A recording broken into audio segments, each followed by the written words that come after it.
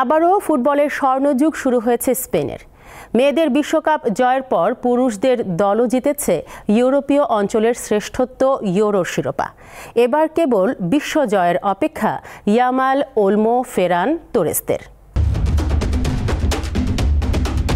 12 বছর পর আবারও ইউরোপিয়ান অঞ্চলের ফুটবল শ্রেষ্ঠত্ব ফিরে পেয়েছে স্পেন। ইউরোর ফাইনালে ইংল্যান্ডকে 2-1 গোলে হারিয়ে প্রথম দল হিসেবে 4 বার এই প্রতিযোগিতার ট্রফি ঘরে তোলে লা রোজারা।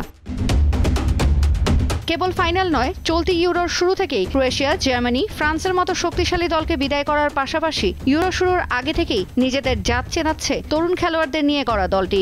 গত বছর ইউএফএ নেশনস লিগের শিরোপা জেতা স্পেনকেও স্রেফ বয়সের কারণে এবারের আসরের শিরোপা প্রত্যাশীর তালিকায় রাখেননি বিশ্লেষকরা। কিন্তু স্পেনের জাতীয় একাডেমিতে প্রায় এক যুগ কাজ করার অভিজ্ঞতা আছে লুইস দে লা ফুয়েন্তের। তাই ওই একাডেমি থেকে উঠে আসা খেলোয়াড়দের বেশিরভাগকে নিয়েই বাজিমাত করেছেন তিনি।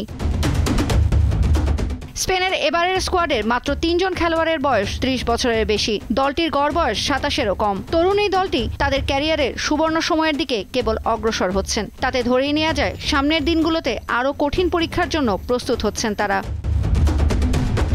সবশেষ নারী বিশ্বকাপের শিরোপা ঘরে তুলেছে স্পেনের মেয়েরা। গেল বছর ইংল্যান্ডকে 1-0 গোলে হারিয়েই শিরোপা জেতে তারা। ফুটবলের সবচেয়ে প্রতিদ্বন্দ্বিতাপূর্ণ অঞ্চল ইউরোপের দুটি প্রতিযোগিতা, ইউরো আর নেশনস কাপ, দুটোরই শিরোপা এখন স্পেনের। আগামী 2 বছরে দানি ওলমো, লামিন ইয়ামালরা নিজেদের উন্নতির ধারাটা ধরে রাখতে পারলে 2026 বিশ্বকাপ জয়ের বড় দাবিদার হবে স্পেনই। সেই সাথে 2008 থেকে 2012 পর্যন্ত পুরুষ ফুটবলে চলা স্পেন রাজত্ব এবার বেড়ে হবে গোটা ফুটবলই স্পেন সাম্রাজ্যের আগমনী বার্তা।